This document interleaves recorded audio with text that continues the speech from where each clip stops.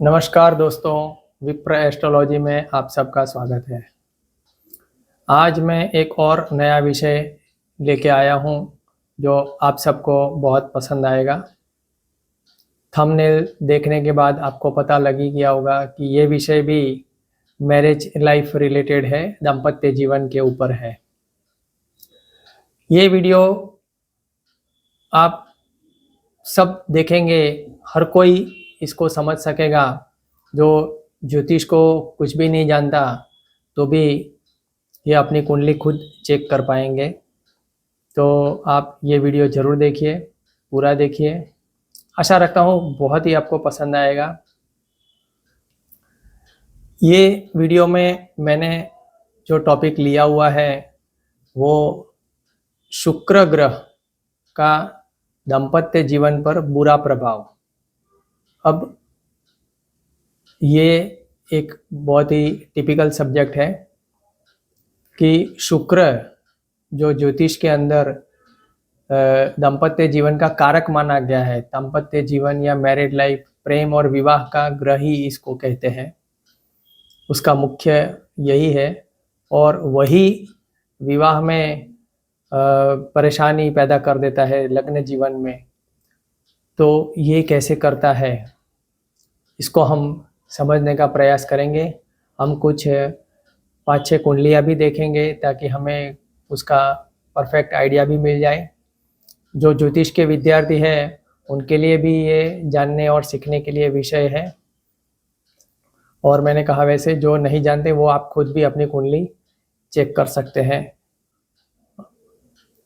शुरू करने से पहले मैं आपको थोड़ा सा बेसिक ये समझा दूं कि ये जो कुंडली आप देख रहे हैं ये हम इसको ज्योतिष में काल पुरुष की कुंडली बोलते हैं। तो 1 2 3 4 5 6 7 8 9 10 11 12 ये घर क्रम में उल्टे क्रम में लिखे हुए हैं, काल पुरुष की कुंडली बोलते हैं। उसमें 7वां घर जो है 7th हाउस 7 नंबर पड़ा हुआ है, वो दाम्पत्य जीवन का घर है, मैरिड लाइफ, पार्टनर का, लाइफ पार्टनर आपका। और वहां पे तुला राशि है, वो शुक्र का घर है, शुक्र की राशि है। किंतु इसलिए यहाँ से जो शुक्र यानी पार्टनर के बारे में ज़्यादातर जो दाम्पत्य जीवन के बारे में वहाँ से ही देखा जाता है कि सप्तम भाव कैसा है, उसका स्वामी कैसा है, और कारक जो है शुक्र का लेकिन बहुत ज़बरदस्त प्रभाव है। अब यहाँ मज़ेदार बात यह है कि जो दूसरे नंबर की राशि है यानी दूसरा घर और दूसरे नंबर की राशि वृषभ, वो भी शुक्र की ही राशि है, वो भी शुक्र का ही घर है। किंतु वो घर का कारक शुक्र नहीं है पूर्णतः।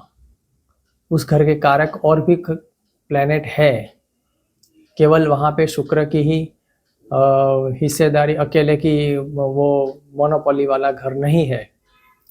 और यहीं से हमें सीखने को और देखने को मिलता है कि शुक्र जो सप्तम भाव का स्वामी है, कारक भी है, और वही दूसरा भाव जो है वहाँ का स्वामी है केवल। तो अगर किसी की भी कुंडली में शुक्र दूसरे भाव में आ गया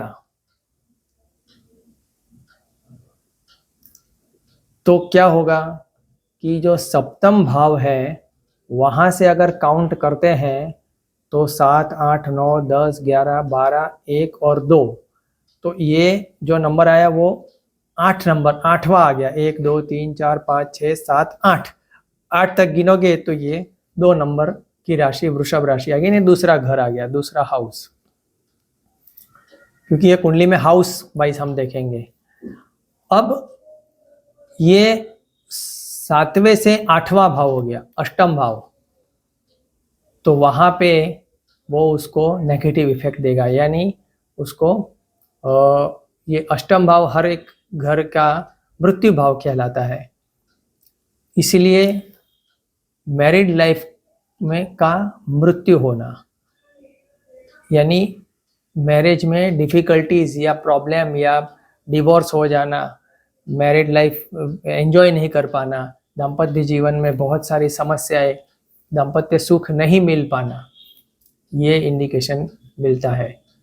तो फिर से मैं बता देता हूँ, कहने का मतलब, अगर किसी की भी कुंडली में शुक्र ग्रह, चाहे कोई भी लग्न हो, लग्न यानी शुरुआत का पॉइंट चाहे 5 से स्टार्ट हो या 8 नंबर से शुरू हो कुंडली, चाहे 3 नंबर से कुंडली शुरू हो, लेकिन दूसरा घर जो है वहां पे अगर शुक्र है तो उसकी लाइफ में दाम्पत्य सुख की कमी रहेगी रहेगी रहेगी। डिवोर्स होना नहीं होना वो सेकेंडरी बात है। कई केस में डिवोर्स होते भी है, कई केस में डिवोर्स नहीं होते हैं, वो अलग कैलकुलेशन आएगा फिर से डिटेल में जाने के लिए। किंतु उसके दाम्पत्य सुख में बहुत कमी आएगी और वो हमेशा ऐसा महसूस करेगा कि मुझे हैप्पी मैरिड लाइफ नहीं है। वो उस दाम्पत्य जीवन से बहुत ही दुखी दुखी दुखी महसूस करेगा। तो आइए देखते हैं, हम ज़्यादा अब समय नहीं करते हुए मैंने आपको ये पॉइंट बता दिया, तो कुंडलियाँ देख लेते हैं कुछ, ताकि वीडियो ज़्यादा लंबा ना हो। तो हम स्क्रीन पर आ जाते हैं। तो ये पहली कुंडली है, एक बहुत बड़े डॉक्टर साहब है, अमेरिका में भी प्रैक्टिस करते हैं, इंडिया में भी है, और इनका देखो कन्या लग्न है, 6ठा नंबर की राशि पड़ी हुई है वहाँ पे लग्न कन्या। अब लेकिन शुक्र है दूसरे भाव में, और ये तो स्वग्रही हो गया। इनकी मैरिड लाइफ बहुत डिस्टर्ब है, वाइफ उनको छोड़ के चली गई है, वो उनको वापस लाने का ट्राई कर रहे हैं, लेकिन वो उनके साथ रहना ही नहीं चाहती, और ये भाई साहब चाहते हैं कि मैं डिवोर्स ना दूँ और मैं साथ में रहूँ, लेकिन वो उनके साथ रहना नहीं चाहती। कहने का मतलब ये भाई साहब की मैरिड लाइफ फुल्ली डिस्टर्ब है, इतने पढ़े लिखे, इतने डॉक्टर है, फिर भी डिवोर्स अभी तक नहीं हुआ। कोशिश कर रहे हैं दाम्पत्य जीवन बचाने की। क्यों? देखो, सप्तम भाव का स्वामी गुरु जो है वो उच्च का होके 11वें भाव में बैठा हुआ है और सप्तम भाव पे दृष्टि करके बैठा है। तो डिवोर्स को अभी तो हुआ नहीं है, लेकिन फिर भी संभावना है, क्योंकि उसके साथ केतु भी है, तो केतु विच्छेद कराएगा। बट कहने का मतलब दूसरे भाव में शुक्र है, यहाँ पे प्रॉब्लम है। एक और कुंडली देख लेते हैं। ये कुंडली भी एक हमारे अहमदाबाद के भाई साहब की है। इसमें भी देखो दूसरे भाव में शुक्र, चंद्र और मंगल है। शुक्र आ गया, इनका डिवोर्स हो गया, अब दूसरी शादी के लिए ट्राई कर रहे हैं। अब एक और कुंडली है, ये कुंडली देखते हैं। ये भाई साहब भी एक हमारे अहमदाबाद के ही है। इनके दूसरे भाव में देखिए तो शुक्र, चंद्र, मंगल और सूर्य। तो शुक्र दूसरे भाव में आ गया। इनका एक डिवोर्स ऑलरेडी हो चुका है, दूसरा मैरिज भी किया है, दूसरा मैरिज में भी ट्रबल चल रहा है, बहुत परेशान हो गया है। दूसरे मैरिज में भी उनके साथ वाइफ के साथ बहुत ही डिस्प्यूट और डिस्टर्बेंस चल रहा है।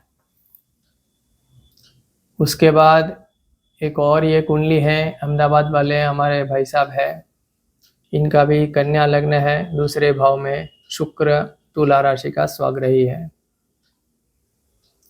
यहाँ पर भी डिवोर्स इनका हो चुका है, मैरिड लाइफ गया। इसके बाद हम एक और कुंडली देखते हैं। ये एक लेडीज़ की है, बहन जी की है। ये इनको देखिए कर्क लग्न है और दूसरे भाव में सिंह राशि में बुध, शुक्र, सूर्य और गुरु, ये सब है। ये इनकी एज देखो आप तो करीब 55 हो चुकी है, लेकिन वो इतनी परेशान है, उनका अभी डिवोर्स तो नहीं हुआ है, किंतु इतनी परेशान है मैरिड लाइफ से कि वो इस उम्र में भी बोल रहे हैं कि मेरे को अभी भी डिवोर्स ही चाहिए, मेरे को तो इसके साथ रहना ही नहीं है। परेशान परेशान परेशान है वो। हैप्पी मैरिड लाइफ नहीं है कहने का मतलब। ठीक है, मैरिज टिका हुआ है जैसे तैसे करके। एक ही शायद मुझे लग रहा है कि जो सप्तमें शनि है, सप्तम भाव का स्वामी, वो 10वें भाव में बैठा हुआ है और उस पर गुरु की दृष्टि है, तो शायद थोड़ा बहुत उसमें बच गए हैं। और गुरु भी सूर्य के साथ, शुक्र के साथ दूसरे भाव में बैठा हुआ है। किंतु वो अल्टीमेटली कहने का मतलब यह है कि दूसरे भाव में शुक्र है। शी इज फेड अप, वो बहुत कंटाल गई है और हैप्पी मैरिड लाइफ नहीं है। तो ये छोटा सा वीडियो आपको अच्छा लगा होगा। आप अपनी कुंडली भी खोल के देख लीजिए, कहीं दूसरे भाव में शुक्र तो नहीं, इसकी वजह से तो आपको तकरार नहीं आ रही है। और अगर आ रही है, कुछ प्रॉब्लम है, तो मैं सिंपल उपाय भी बता देता हूँ कि आप शुक्र के मंत्र कीजिए, और वरना आप उदुम्बर का पेड़ होता है उस पे थोड़ा सा जल अर्पण कीजिए, कुमकुम और चंदन अर्पण कीजिए और उसको प्रार्थना कीजिए कि आपका मैरिड लाइफ ठीक हो। ये अवश्य कीजिए, इससे आपको काफ़ी कुछ राहत मिलेगी। आशा रखता हूँ आप सबको ये वीडियो बहुत ही पसंद आया होगा और आप अपनी भी कुंडली देख सकते हैं। और आप सब लोग मेरी चैनल को सब्सक्राइब कर दीजिए, लाइक कर दीजिए और अपने फैमिली और फ्रेंड्स में जितने ज़्यादा लोगों में हो सके उतने में आप शेयर कर दीजिए। लेकिन सब्सक्राइब करना मत भूलिएगा, ज़रूर कर दीजिएगा। बहुत बहुत धन्यवाद। नमस्कार।